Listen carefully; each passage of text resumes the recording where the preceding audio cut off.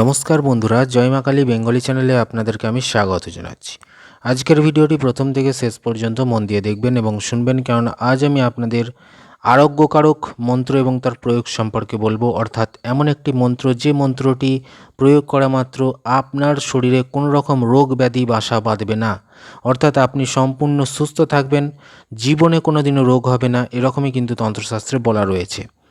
তো ভিডিওটি শুরু করার আগে বলে রাখি যে আজকের বিষয়টি শুধুমাত্র আধ্যাত্মিক বিষয়ের উপর ভিত্তি করে এবং প্রাচীন লোক বিশ্বাস অনুযায়ী এবং তন্ত্রশাস্ত্র থেকে সংগৃহীত করা বিদ্যা।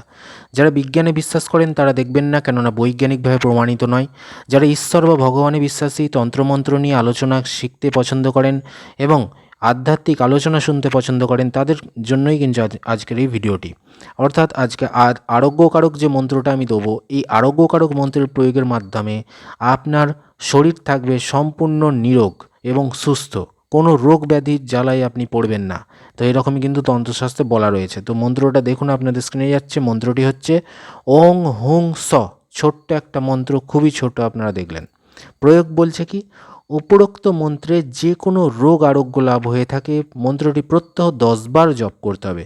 তো দেখলেন ছোট্ট একটা মন্ত্র এবং বলছে মাত্র 10 বার জপ করতে। কখন জপ করবেন? স্নান করে শুদ্ধ বস্ত্র পরে শুদ্ধাসনে বসবেন, পবিত্র স্থানে, দরকার হলে ঠাকুরের সামনে, ভগবানের সামনে বসবেন, আর মন্ত্রটি মনে মনে 10 বার জপ করবেন। প্রতিদিন এটা করবেন, দেখবেন আপনার শরীরে কোনো রকম রোগ ব্যাধি বাসা বাঁধবে না। এরকমটাই তন্ত্রশাস্ত্রে উল্লেখিত রয়েছে।